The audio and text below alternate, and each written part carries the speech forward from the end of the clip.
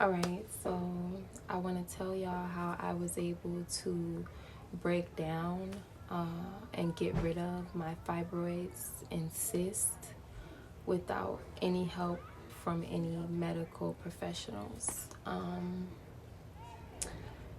I'll start with the story leading into it. So I found out I had my first cyst in my breast when I was 14 years old. I remember that I had felt it like in August, and I've always been a to myself person. I was pretty nervous about it, so I didn't tell anyone.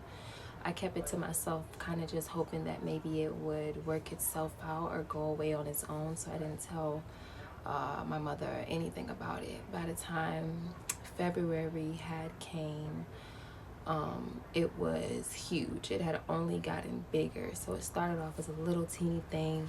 By February, it was the size of a golf ball, and I had to tell my mom because it wasn't going away, and I was super afraid, actually.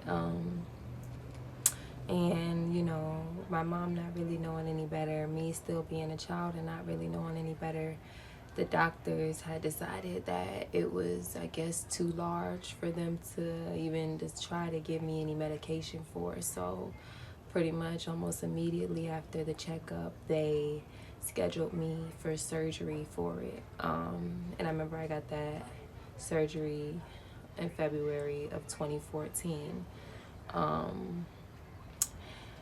And shit, I mean, it hurt bad as fuck. I was very much afraid. They told me that the cyst was benign, which means that it wasn't cancerous, and that it was a buildup of tissues from the body somehow or another.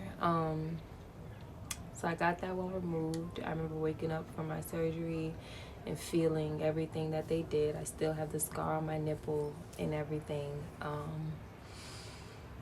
We fast forward years down the line. That next year, or that same year, I got pregnant with my son. The next year, I had him, and my health was still going down bad.